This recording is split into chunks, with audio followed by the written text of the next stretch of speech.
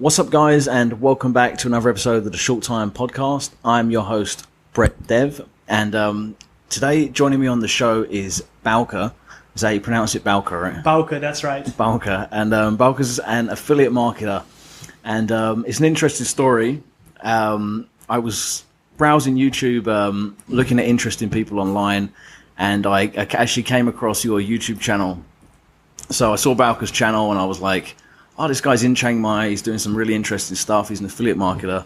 And then I opened up my Facebook Messenger to send you a message, and as soon as I opened up the Messenger, I saw there was like a history of conversation. Yeah. And I was thinking, I know you from somewhere before, and I actually bought my bike from Bauke, a motorbike, right? So yes, that's right. Just a couple months ago, you bought my yeah. How motorbike. long ago was that? I think it was like June, probably around June. Right, not long ago. Yeah. Yeah. Okay, so that's just get that out of the way. That's super interesting. Yeah, but really funny. Yeah. But so Bauke, you're in Chiang Mai. You've been here for quite a while, actually. Looking back on your channel. Yeah. So I first came here in August 2015. So that is more than 3 years ago now. Since then, I've spent every winter here.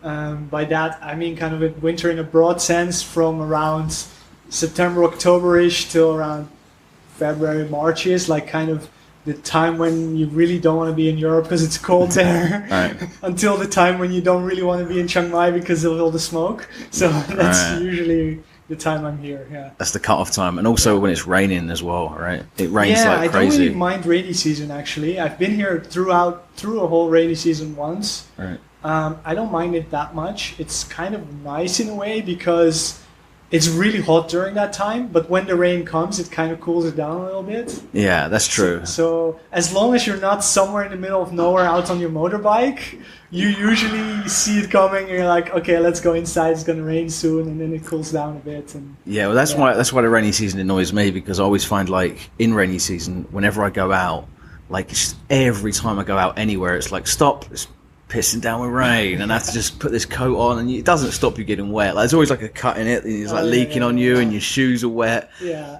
you know, that's just true. It's so inconvenient, man. Like, at those times, I feel like, why don't I just buy a car? You know? Yeah. And I debate getting a car all rainy season, and then just about when I'm about to buy one, I'm like, oh, it's not rainy season anymore. Yeah, keep the bike. Yeah. So you're pretty much working online. You can pretty much travel wherever you want. You choose to come back. Why did you choose to come back to Chiang Mai all the time? So I initially went to Chiang Mai in 2015 because I had kind of just discovered the concept of digital nomadism a few months before that. I'm actually like kind of the opposite, I guess, of many digital nomads in that I didn't actively pursue digital nomadism. I actively pursued online business before. Mm-hmm. And once I was doing fairly well with my online business, I realized I now do have the potential to travel more.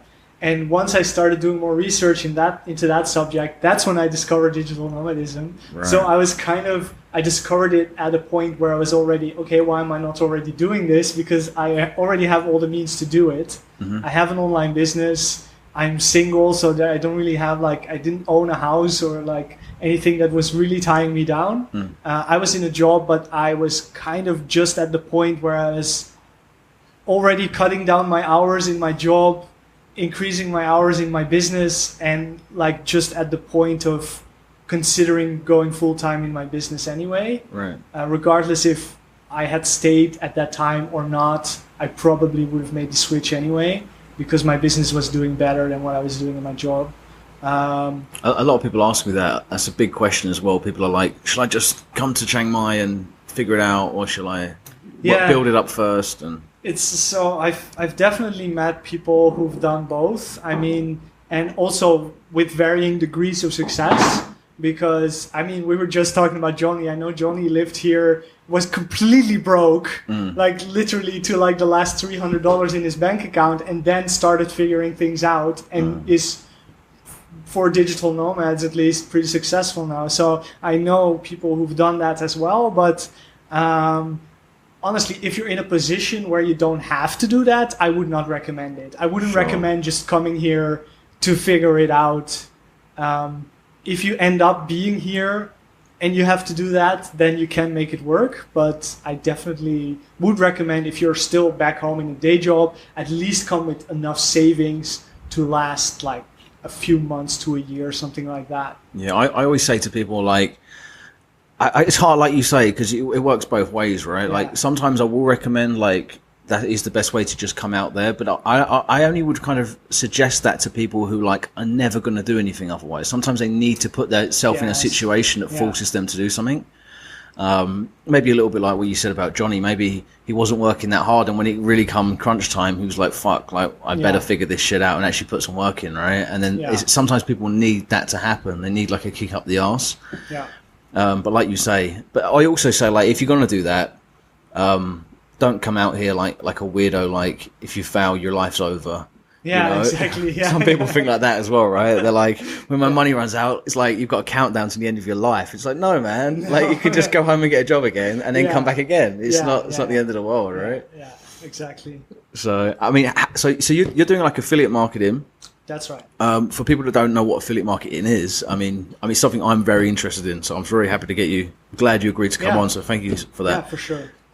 But can you explain to people what affiliate marketing is, just briefly, so they kind of understand? Because some people know what it is, some people won't. Yeah. So first of all, I want to say that it's kind of a broad term. Well, the definition is pretty simple, but the problem is that there are so many different business models that you could be doing that involve affiliate marketing, that a lot of people have like different definitions of it and different ideas of what it means. So first of all, affiliate marketing is nothing other than selling other people's products and getting a commission in return. That's it. That's affiliate marketing. Right. But because there are so many different ways to do that, there are so many different business models that involve affiliate marketing. People sometimes have really weird ideas of what I do when I say affiliate marketing. Right. So what I want to clarify is that, for example, someone who sets up a personal blog about their travels, and they have a link to like where they bought their backpack on Amazon,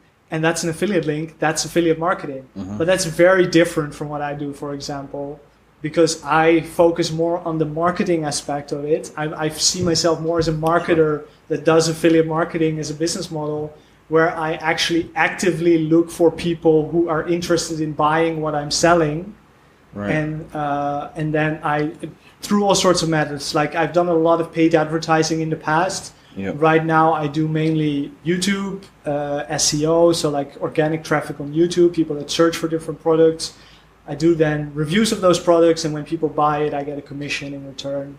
Okay, so would you say you kind of like more aggressively affiliate marketing as opposed to somebody who just has a travel blog and it's like passively, hey, this is my backpack? Yeah. That's definitely the case, because I would say that for some people, affiliate marketing is kind of like just a way to monetize what they already have, kind of an audience they already have, whereas I actively go looking for the audience. But there is an even more aggressive way to do affiliate marketing, which usually in the online world is referred to as CPA marketing. These are people that do like really big media buys, like cost per acquisition, right? Yeah, so they spend like thousands of dollars in advertising, and then they hope to get like 10 to 20, 30% revenue, and they get hundreds of dollars in return. But that's enough if you do it in big enough volumes to make good money. So that's not what I do either. That's like an even more aggressive push approach of affiliate marketing. Right. Because I do focus on getting my own audience that is already interested in what I'm selling, and just looking for where that audience is hanging out. So I guess like the CPA is cost per acquisition, yeah? Yeah, cost per acquisition. So the CPA marketing is kind of, it's affiliate marketing, but just kind of using money to do it. Yeah, I've done it before actually. Kind of 3 years ago, kind of around the time I came to Chiang Mai initially actually, I found out that Facebook ads at the time were really cheap. And there was a lot of like arbitrage opportunity, by which I mean like the difference between what it costs to buy Facebook ads and what you can make with them was like really high. So at the time I did some CPA marketing just to send leads to like this real estate company in the US. And I made like, I don't know, like $1.50 a lead, and I paid like 50 cents for them. So that was like 3 times my money. So at the time I I did a lot of that. But Right. So it's kind of like lead gen, but using ads, right? yeah, exactly. But that ran out pretty quickly when everyone else started doing it, and the cost of those Facebook ads were no longer profitable. Just for a short amount of time, that can be really profitable. Yeah. Right. It's just kind of, I guess, catching it before everybody else does. It's kind of like an arbitrary thing. And how would for those that aren't in the know, I mean, affiliate marketing, how would that differentiate, for example, to somebody who has like a drop shipping store? Because there you're making a commission, but you're buying. I mean, how you're making a commission on a product? Is that affiliate marketing? What's the difference? Yeah, so I wouldn't call the compensation for dropshipping a commission, because the seller of a dropshipping item, they get the full amount of money that the customer pays for the product, and then they use part of that to buy the actual product from the manufacturer that then ships the item to the customer. Right. Whereas for me, it goes the other way around. The money first goes to the product owner and seller, and then because I sent that customer, they pay me a cut of those profits. Right. So the money flow is different. Also, with drop shipping, it's almost always physical products. With affiliate marketing, it could be digital products as well. And in my case, it's almost exclusively digital products. Okay. Yeah. And so how long have you been into it? How long have you been doing this? About 5 years. 2013 is when I first started it. And how long did dabbling in it. Okay. And how long did it take to build to the point where you could quit your job to go and do it? So like the first year was honestly like very amateurish, not really doing anything, not taking it very seriously. Then in 2014, I decided to invest in a coach who had like this kind of a coaching program for his method of affiliate marketing. I joined that, and literally in 2 months I started making good money, like thousands a month, in that range. Like, so it's a good coach. How much did you pay for the coach? $2,000. Okay. Yeah.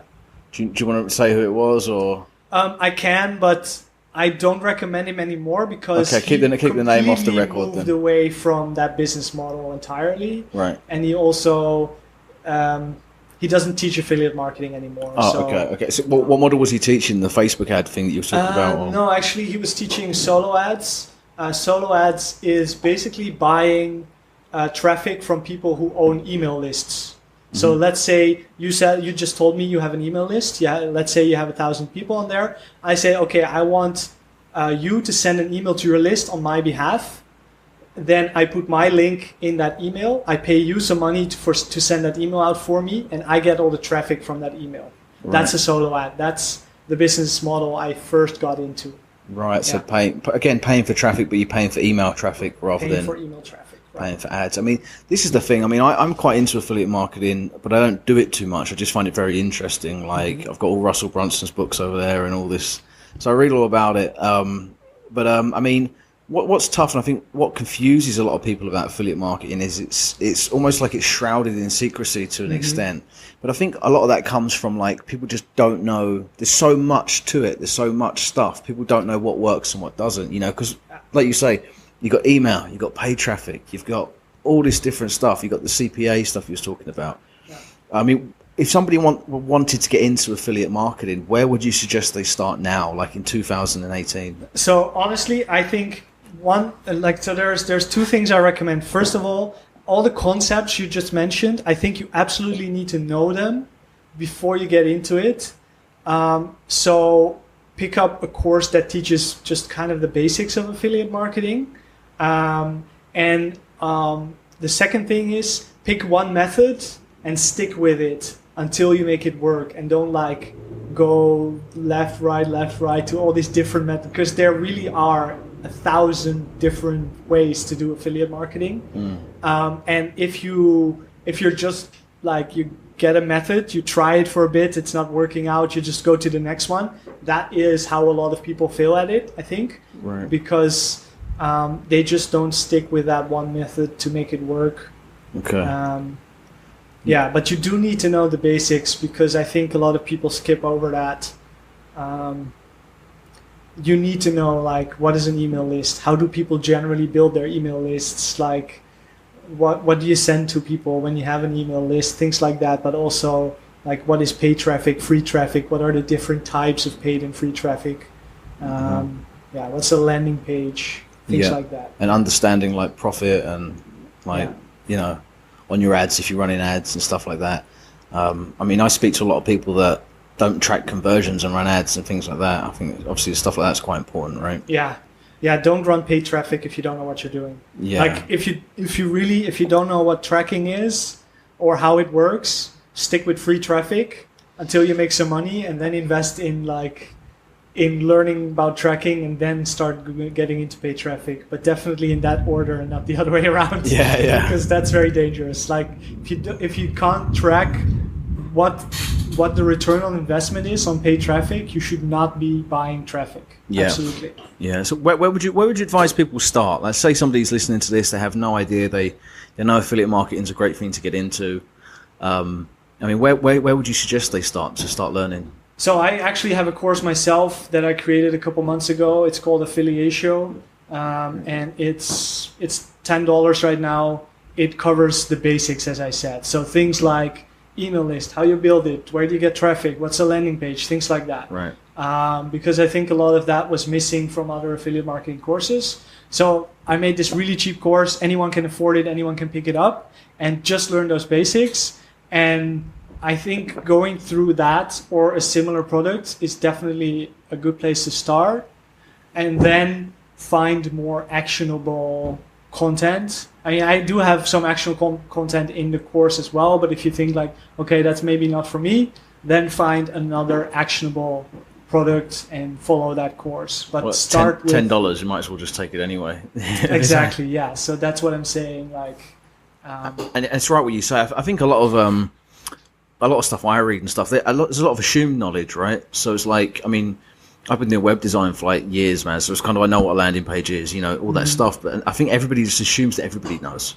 Right. Yeah. But actually, a lot of people don't, man. A lot of people are like, I haven't got a clue what you're talking about. Yeah. Yeah.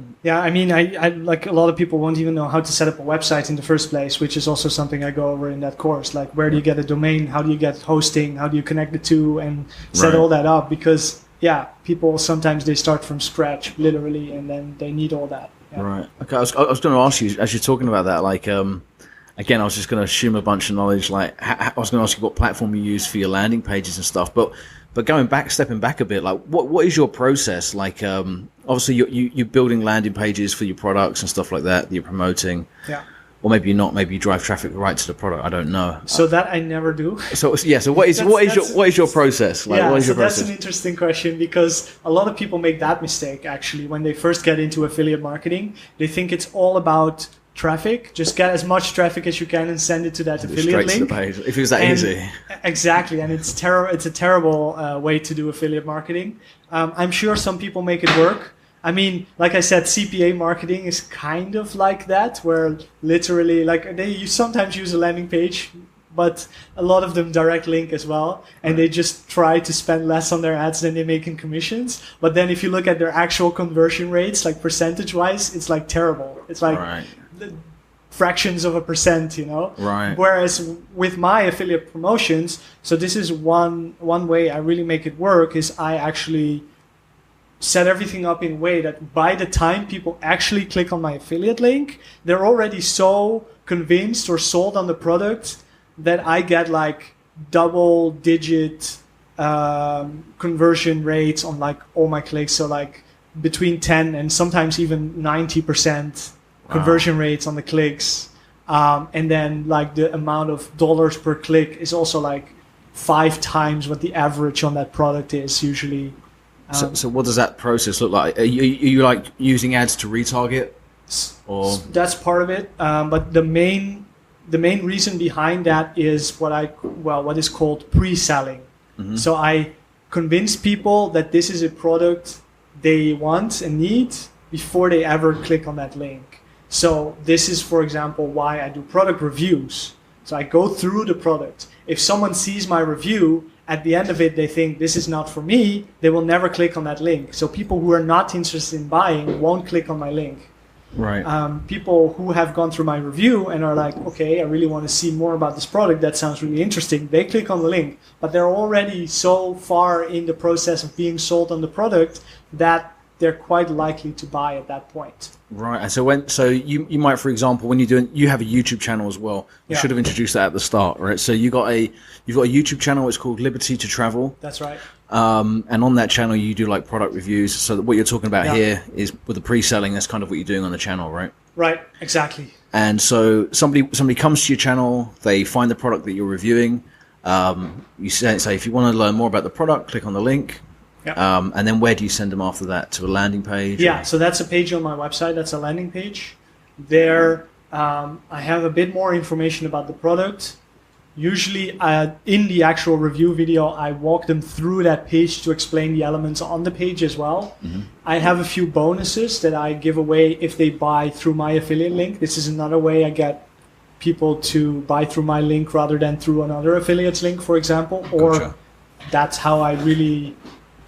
get those high conversion rates as well, by putting bonuses out there they get when they purchase through my link that are usually quite valuable, and I make sure those bonuses are congruent with the product, so they help people who buy that product get even more out of it.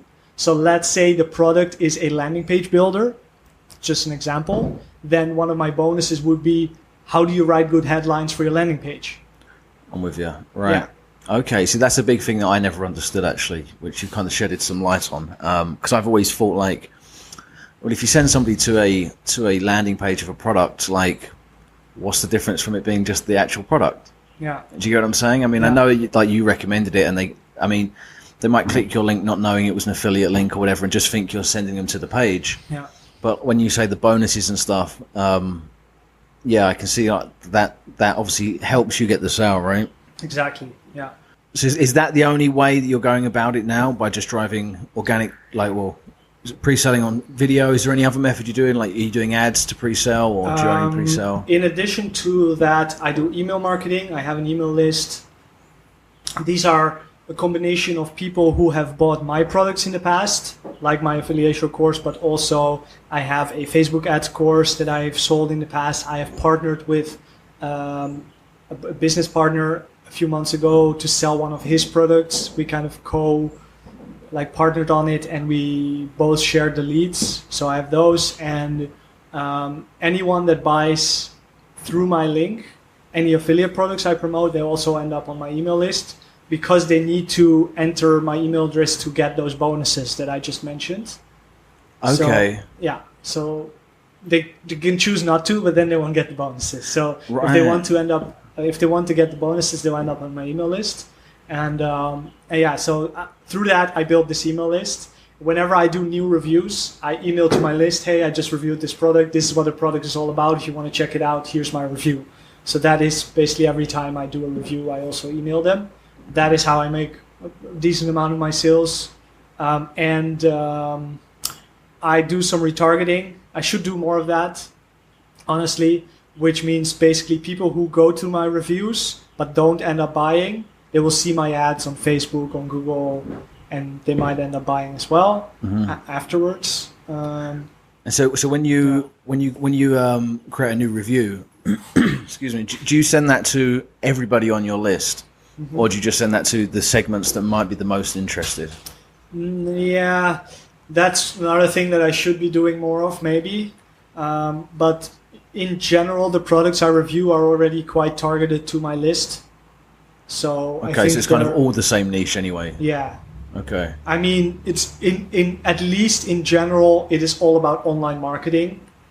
So I could be doing more like, for example, there's a big difference between software products and info products. Info products are usually for people who are in the first stages of building a business. They're just looking at what type of business do they want to start, whereas software products are people who already have a business and they just need some tools to get certain things done within that business.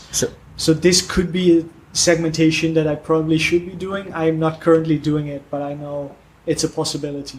So would an info product be like a course, an online course? Yeah, a course, yeah. And a software product would be a landing page builder? Yeah. Something like that. Okay. And do you also, I've got a friend who does affiliate marketing as well. And he talks about when he sends his emails, he'll send an email like, we talk about how often should you email and stuff like that. I have a list and I never email them at all. So I'm not very good at affiliate Well, marketing. that's definitely not the right amount. Zero. Yeah. Email them zero. See how much money you make then. Yeah. So, but he's talking about like he emails them like every other day or something like that, and he was saying like doesn't always email them with an offer. So do you do that as well? Do you sometimes he calls them swipes, like he's emailing me swipes them or something? Okay, that's interesting. Yeah, swipes.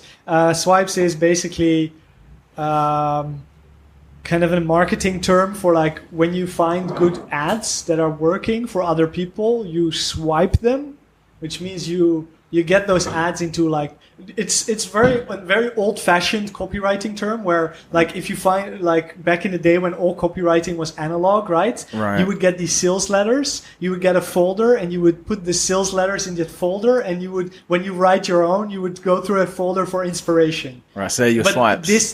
So you have your swipes. But in this case, in the digital form, if you are subscribed to lists from other marketers, you copy paste their email into a Google Doc, for example, and then later on when you write your own emails, you go through that for inspiration. Right. That's kind of where the term swipes come from. So you just like swipe content from others just to like basically model your own marketing on what they are doing. Right. I think I know why he might be saying that because he's kind of like in a network of people. Mm-hmm. And they kind of like, it's like a private group and they kind of do the rounds. And I don't know if you're familiar with any of this. And it's kind of like, I think there's like 10 or 12 of them in this group. And every week they'll do a promotion, but they'll share it with all their lists. And they all do the same thing. And they all share each other's emails sort of thing. Interesting. I don't know if you've ever come across that. Not really, no. But that's interesting. Yeah, so they create like a little private network. Yeah. But do you do that? Do you send any like emails to your list that aren't like buy a product? Yes. So generally I have kind of a process. So something I should be doing more of. But what I generally do is before a product is launched that I want to promote. First of all, I do like 20 to 30 reviews a month. I only send maybe half or even a third of those to my actual email list, because I only send like the best products out of the ones I review to my actual email list, because sending them one product a day is way too much. Yeah. Because I want like multiple days per product of promotional, and then I just pick the best product of that week or that half a week, and then I promote that one to my email list. Generally, before the product is launched, I do what I call a quick vlog, which is just me talking for like 2-3 minutes, showing something interesting I'm doing at that moment and announcing that I just reviewed a product, I'll be sending you more info about it later. Right. So that there's no promotion except for there's the anticipation of a promotion coming up. Right. But they just get kind of a quick insight into my life, and that kind of keeps the list engaged with me, interested in me and what I do, etc. Right. Then on the actual day of the product is going to be launched, I usually send my review before the actual product goes live. So I tell them, hey, this product is going to go live in a couple hours. I already did my review. If you want to check it out beforehand, here you go. If you want to buy the product, keep an eye on your inbox, because in a few hours when it does go live, I'll send you the link to the actual product. Right. Then I send the link to the product. That from that point on, it's all promotional. Right. So how does that work? Like, because I follow this other guy online, and he's an affiliate marketer. I was telling you earlier, and that's what I've seen, but I've never really understood how that works. So I think he actually creates software products, and then he has affiliates that promote the software product for him. So it's kind of what you're doing, but he's always making videos that are like counting down to launch and stuff like that. Yeah. The way I've always assumed it worked was you'd go onto ClickBank, you go, oh, I like that. It could have been sitting there for 2 years. You get the link and you go, I'm going to go sell it over here. Yeah. So what's the deal with these launches? Yeah. So that's something that's very much going on ClickBank.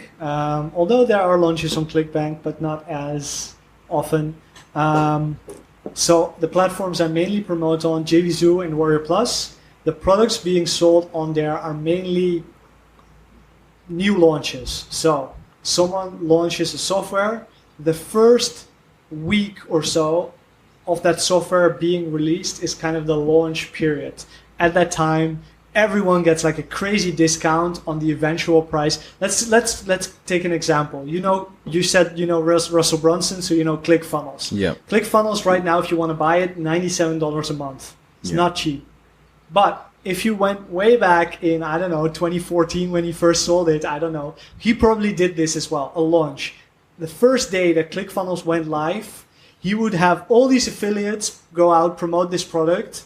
He would have this crazy promotion where it's like $27 for lifetime access to ClickFunnels if you buy within the next 4 days or something like that. Okay. This does a few things. First of all, it builds like a crazy big customer. Sorry, that was me. Yeah, those listening just whacked his mic.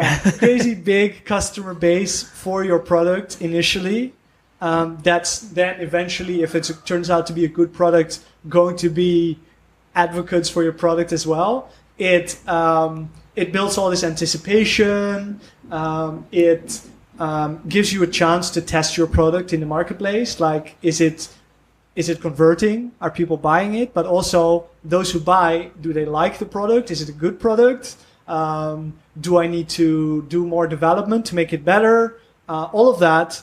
And then after the launch period, when you start selling it for the regular price of $97 a month in this case, you have already all these customers that will really help you with your eventual kind of ongoing product. Like referrals, talk it up, yeah. testimonials, Yeah. whatever. Okay, so that's interesting. And you say like that doesn't exist on ClickBank. It's more so. What platforms are you using? JVZoo? JVZoo and WordPress. So it does exist on ClickBank. Almost every product on ClickBank has at some point gone through that process. But there's a lot of the main products being sold there have already been through that process. And as you said, they've been there for years. They're like the proven sellers. So ClickBank is more for like what we call evergreen products. Right. So they will always sell. Mm-hmm. JVZoo, WordPress. These are platforms that have like a much quicker turnaround. Products are being launched like on a daily basis. This is where people go to test their products, mainly like to throw it out into the marketplace, see what works, and like there's a lot of anticipation around it. And, yeah. Okay, and like you said, Russell Brunson's ClickFunnels might have started out like that. I mean, it did. A lot of the time when you see like these launches and stuff, a lot of people like some of the products look a bit spammy, right, or look a little bit crap. But I guess from what you're saying now, it's because they're brand new. Right. You've never heard of it before, right? ClickFunnels, when somebody came out like a few years ago and was like, ClickFunnels is great.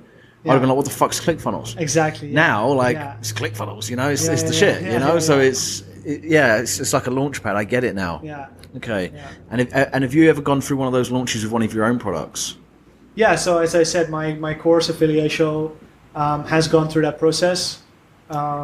Sold like 250 copies, something like that, in a couple days. And now it's an evergreen product. I mean, it doesn't really sell that much, but it's still there, and it was a proven seller. So yeah. And what does that process look like to launch a product? Like, how do you get your affiliates, or can you just like whack it on JVZoo and then people just take it? Unfortunately, not. Okay. So this is one big thing that I kind of only just got into, but this is kind of what I'm building up. Right now, what I'm building towards is being able to do that, where I can consistently launch different products, get a lot of affiliates to promote it, build my list of buyers, and then build from there. So Affiliatio was the first one. I did that with some partners who already have contacts in the JVZoo WordPress affiliate networks. But you need contacts, you need to network, you need to know these people, you need to promote their products for them so that they want to reciprocate for you and promote your products for you. So this is kind of the affiliate marketing game going on there, right, where everyone is supporting everyone, and the more people you know in this space, the better your launch is going to do, and and that's something you want to build up over time. I think that's kind of what my friend does. When I was saying he's in that network of the emails, they have like a private Skype group, right. And I think that's kind of a similar thing. They all promote each other's stuff, and it's very much doing a similar thing to you. Yeah. So I mean, how would you go about building that? How would you get those affiliates? Is it just People you know, or is there... No, it starts out by starting to promote their products. So you promote theirs? Yeah, yeah. So you find out different ways to promote their products. Like you build an email list, you promote their products. Initially, you get a few sales here and there, but that gets your name on their radar. Then you do that more and more. You build it up. You build your list bigger, get more sales, and then you can start considering selling your own product. The first one, it's not going to do a lot. It's going to do like a couple dozen sales if you're lucky. But then you have momentum. You keep going, growing.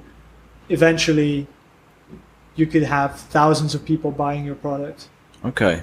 And so these niches that you're selling in, I mean, you're doing digital marketing, right? Right. That's kind of your niche. That's a big niche, yeah? Yeah. Like, could people, are the niches, like, say, for example, I want to get into a network, I want to meet other affiliates, I want to do this, what you're talking about. And let's say I have a travel blog. Is the niche in travel blogging big enough? Or should there be a specific niche people get into? Because I got a friend who does like betting, online betting. Again, it's a big niche. It's a big niche. The other guy I know, he does what you do, which is the digital marketing. Yeah. And then you're doing digital marketing as well. Yeah. But I don't often see people doing like, I don't know, flower arranging. Or, So no. Do these niches exist, or is it kind of... They do. They're smaller. It's a different process there. You're not going to find like thousands of affiliates promoting your products. Yeah. You're going to have to do a lot more like getting your own traffic, converting cold traffic. It's definitely more difficult. However, I must say one niche I made a lot of money in over the last few years is woodworking. So that's like, it's not quite flower arranging, but it's close. And yeah, there's quite a few digital products around woodworking, like basically videos showing people how to do it, some blueprints in PDF they can print out and follow along, things like that. So it does work. At the time, Facebook traffic again was cheap, and I could find people on Facebook that were interested in that, and I made more money from affiliate commissions than I paid in Facebook ads. And because I'm like not that bad at Facebook ads, I managed to optimize that and grow it into quite a big email list. Actually, at some point I had like 40,000 people interested in woodworking on an email list. Right. Yeah. Unfortunately, it kind of died down as well over the next few years. So it never like grew into something really huge. Although I must say, if I had really wanted to, I could probably have pursued that niche further.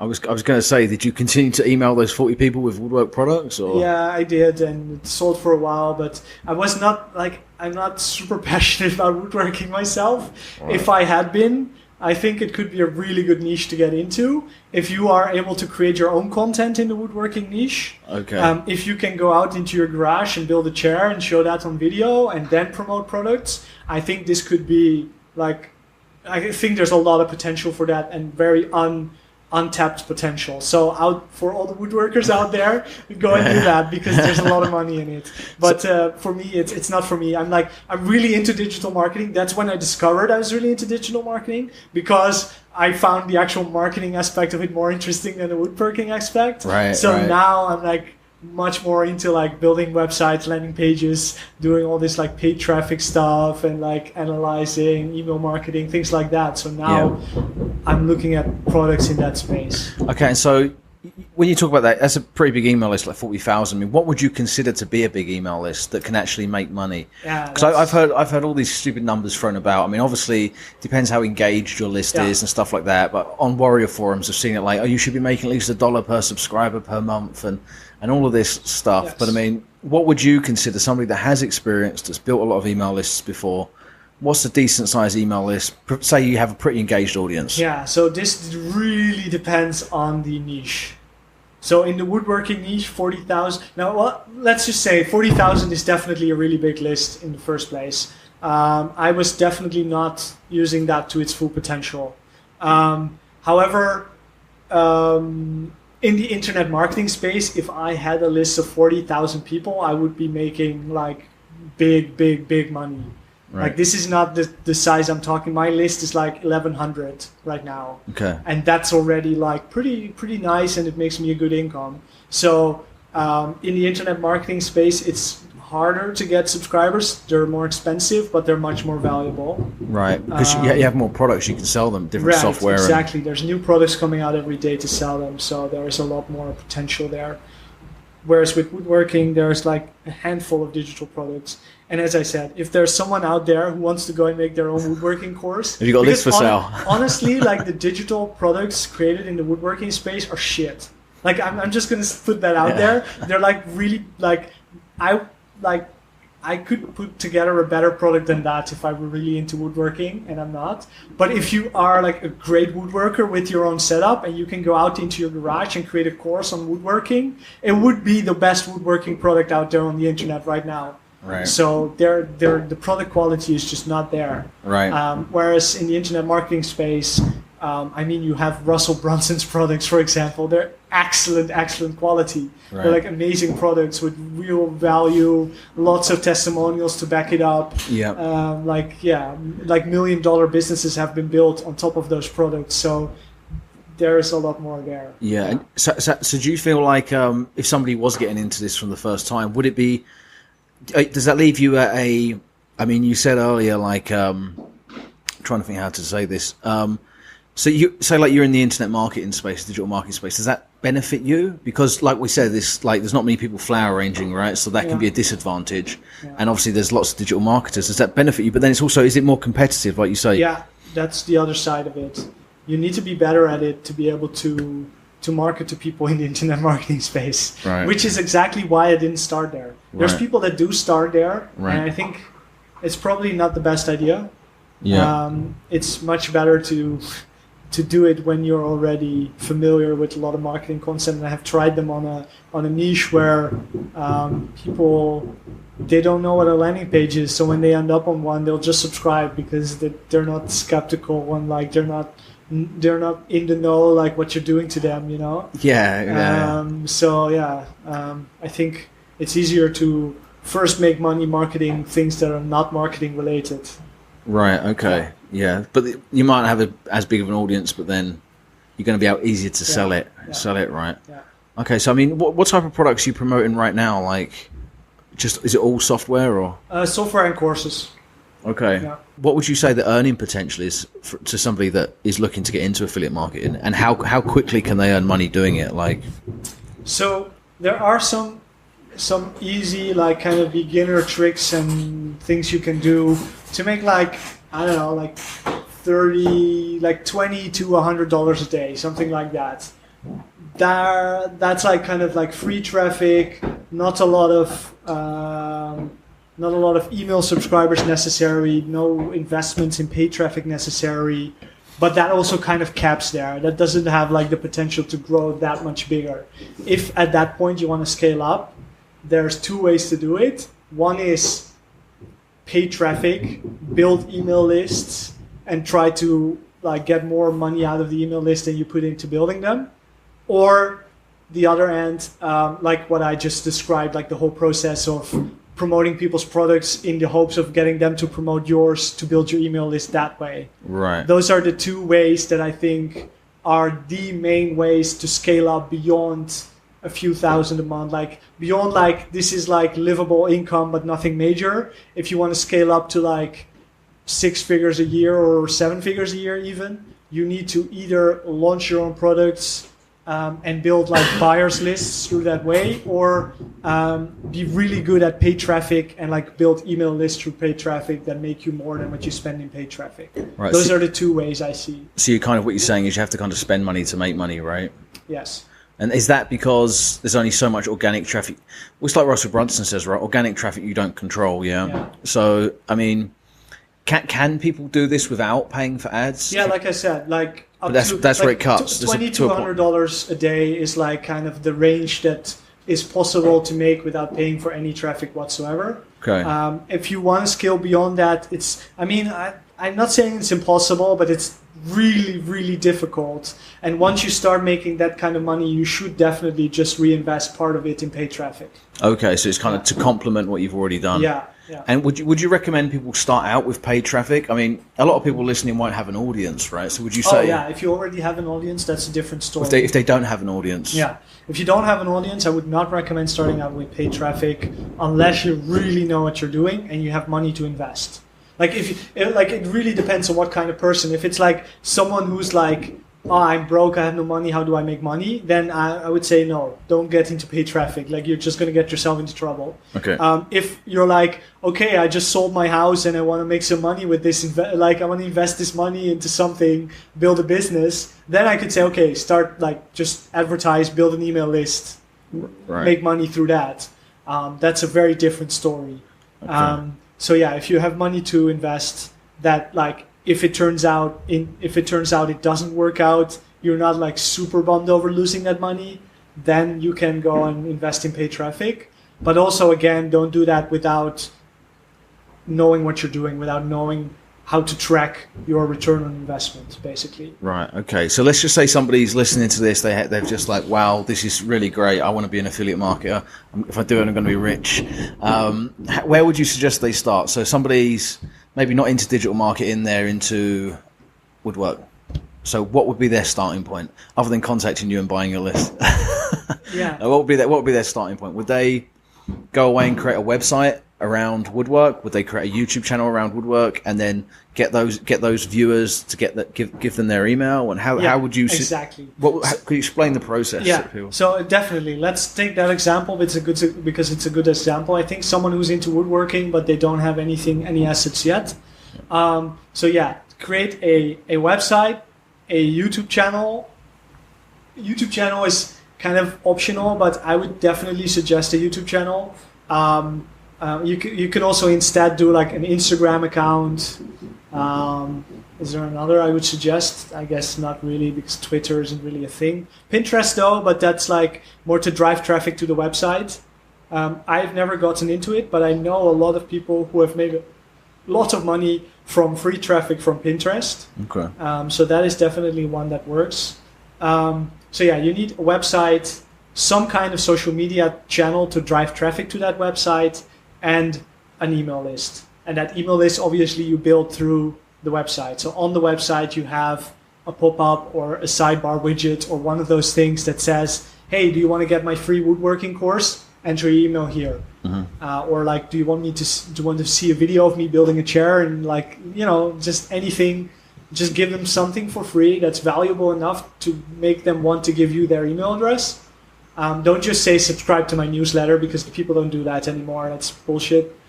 Just give them something interesting, and then also follow up with them by email to keep giving them some content in the beginning. So like regular blog posts, or if you're building a chair this week, build a table the week after, and stuff like that. And then do you just intersplice that with product offers? And Yep.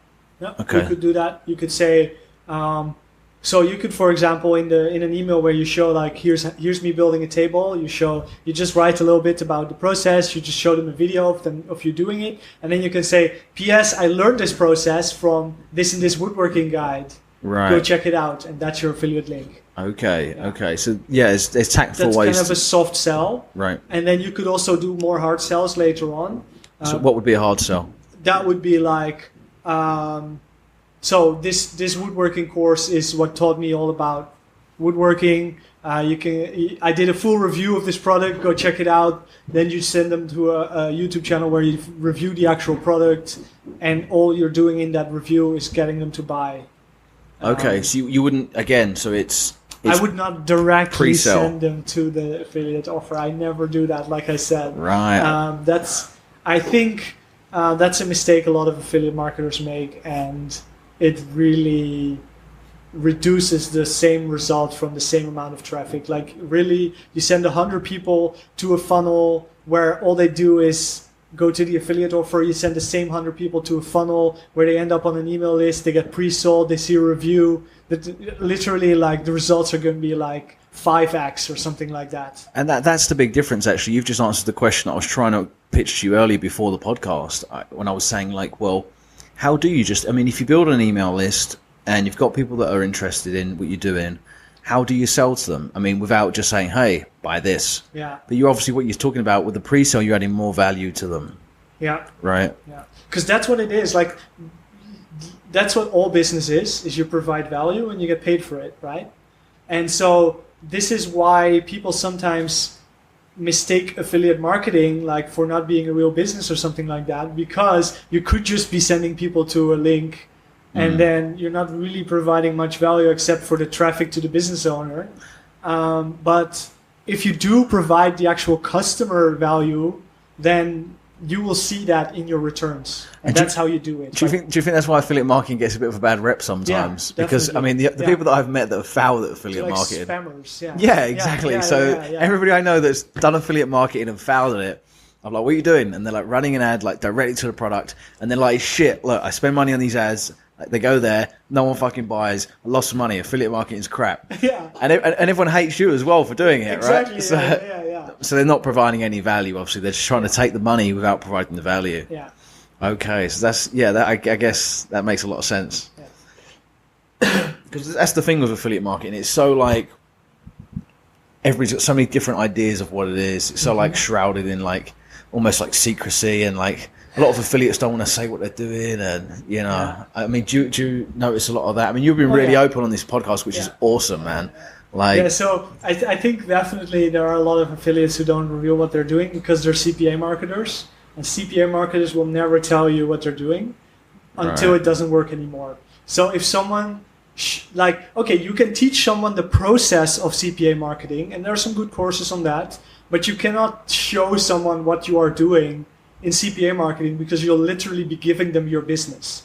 Okay. And 99 out of 100 people that you show it to, they'll never do anything with it. But if some CPA marketer were to show me his funnel, I would literally go out there, copy it, and make the same amount of money tomorrow. And reduce his earnings, right? Or reduce his earnings. Reduce his earnings in the process. You drive his ads up as well. Exactly. So a real CPA marketer will never show what he's doing because it's a completely copyable business. Right. Okay. And that's kind of also why I don't really like doing CPA marketing. Like, if I stumble upon a working funnel for some reason, which I did with the like I said, with the renting company, real estate company back in the days, then I will run it until it doesn't work anymore. But I will never make that my main business. My main business is all about providing value so that people actually want to buy from me. Yeah, and people like watching your product reviews. They like you, and that's impossible to replicate, right? Because people are into you.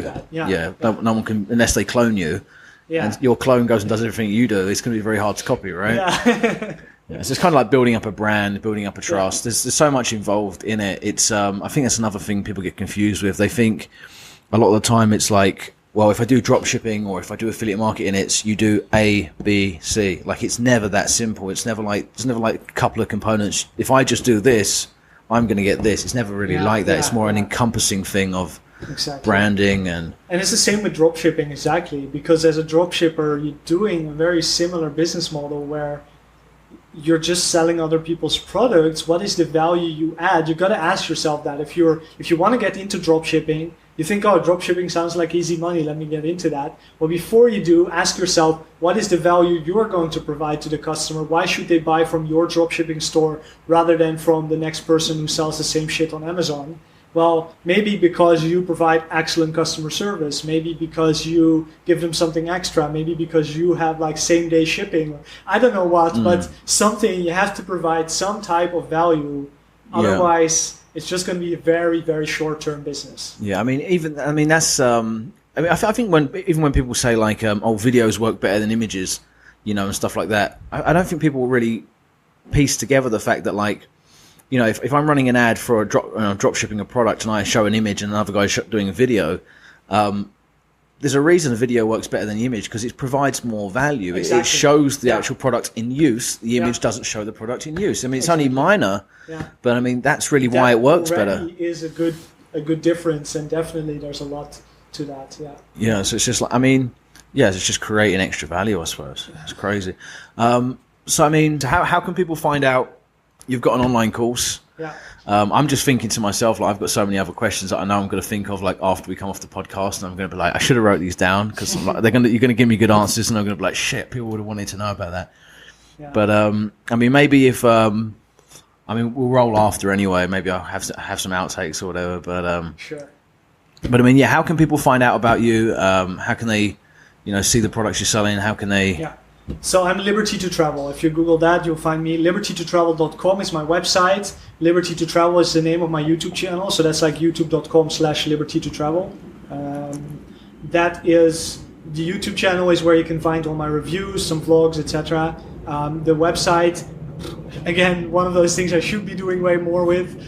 It used to be a blog. I still have some blog posts. Sometimes I do written reviews of products. Right.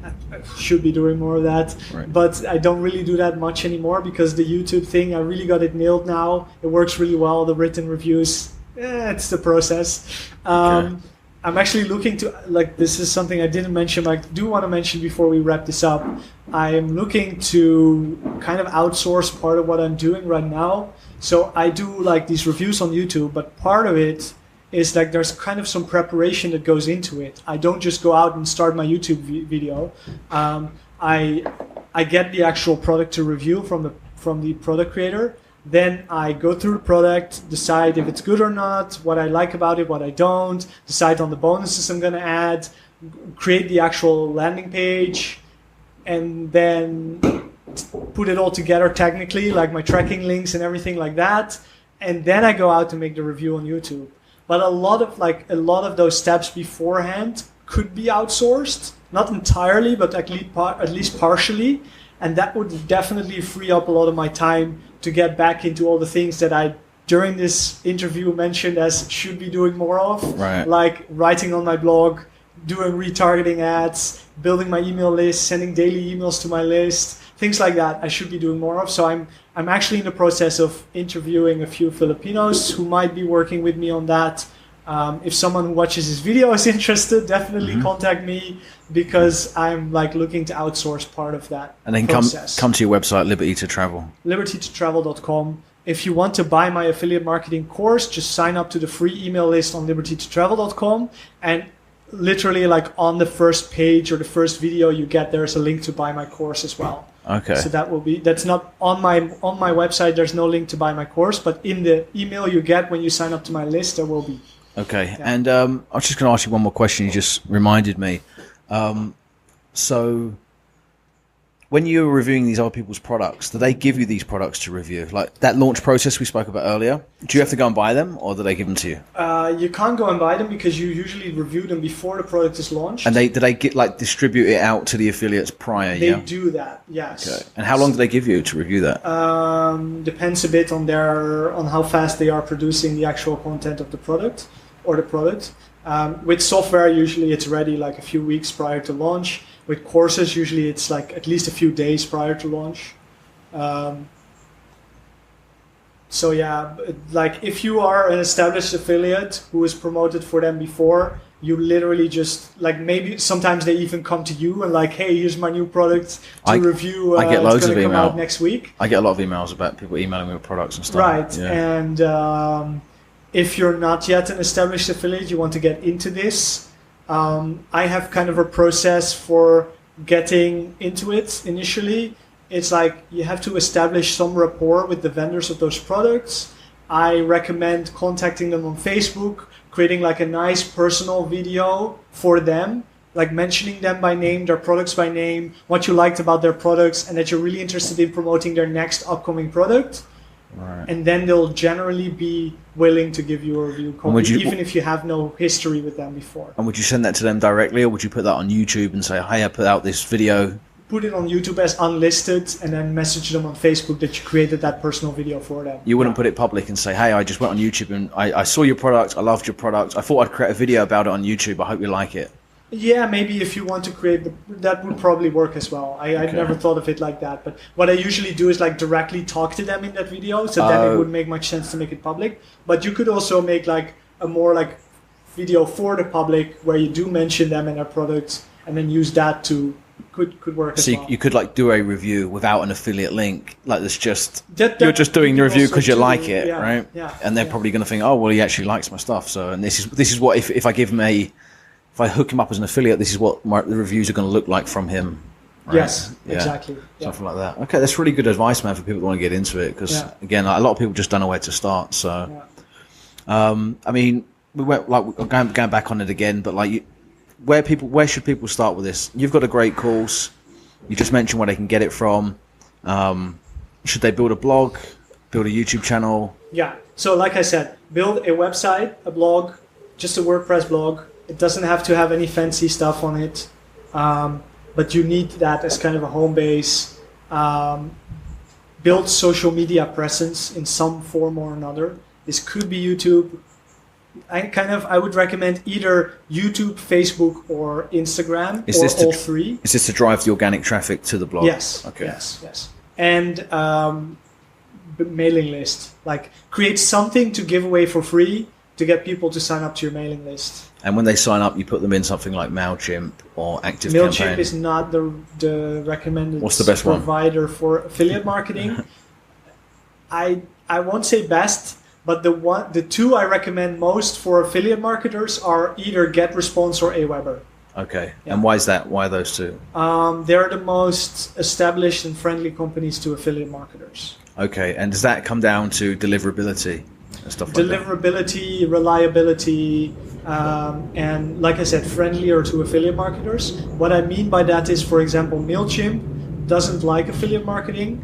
They are too worried about people being spammers when they're affiliate marketers, and generally they have something in their terms of service that says you're not really allowed to do most of what you would want to do when you're an affiliate marketer. Right. So that's why. Like I've heard people getting their MailChimp account shut down, like even though they were doing legitimate forms of affiliate marketing, they're just too worried about all the illegitimate forms of affiliate marketing that they just don't allow it at all. Yeah. Whereas Aweber and GetResponse are much better. Like they have been used by affiliate marketers for years, maybe even decades, and they're much better at detecting the difference between spammers and legitimate affiliate marketers, and they will allow legitimate affiliate marketers because they know they have a process to get rid of the spammers. Right. See, I've got a friend he's in the betting niche and he uses Aweber and he's had his like Aweber account closed, his ClickBank account closed, all of his money stopped. Right. But I'm guessing the stuff that he's doing is really like perhaps spammy. I don't know. Right. If you're listening to this, mate, I won't say your name. I hope So I don't take offense. I don't know what you're doing. That niche is, of course, notorious for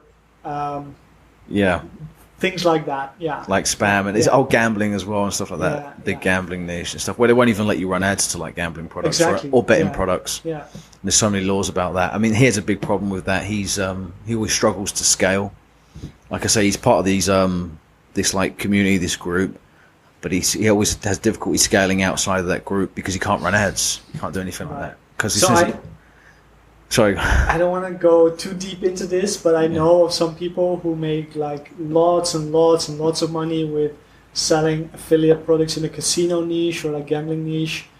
They run ads on Facebook, but they cloak their ads, which means that when Facebook's team looks at their ads, it looks like a different ad than what the actual users are seeing. This is really black hat stuff. Like this is like proper, and then like every few weeks they close their Facebook account and they open a new one, and like literally all they do all day is like work on creating new Facebook accounts just to be able to do this. Costs a lot of money, but they make thousands a day. But because they're the ones who are able to advertise on Facebook unlike everyone else. Right. Again, they're CPA marketers. So CPA marketing is a bit of a shady business. Right. Yeah. Living in fear constantly. My account's going to close. When my friend's account got closed, man, he was like doing his nut. He was so like panicked and like, it's like his life was over. He was like, oh fuck, you know. I was like, it's all right, mate. I'm sure they'll give it back to you. They've got all my money, you know. I was like, yeah, I know. Don't worry. I'm sure they'll give it back. And they actually did. They unlocked it in the end, you know. But he had to like appeal and stuff. But he has like membership. I think he creates a couple of his own products as well. He has like membership products and does like betting tips. Mm. You know, like people want to bet on stuff, and he tells them who to bet with and stuff like that. Interesting. Yeah, but there's so many different things you can do, man. Like we could just go on forever. So I won't keep you all day. No. But I appreciate you coming on so much, mate. Yeah, and sure. we've already said where people can get in touch with you. I'll put your links in the description. Yeah. And maybe if people really like this video, get you on again some point in the future or whatever. If you're down with that, and because I'm sure I'm gonna have loads more questions anyway, so I guess we can go on river. But that was another episode of the Short Time Podcast, guys. I hope you liked it. If you're listening, don't forget you can watch the whole video. We've got this on camera on YouTube, or if you're watching, you can subscribe through iTunes, Stitcher. And until next time, thanks very much. Thanks. Cheers.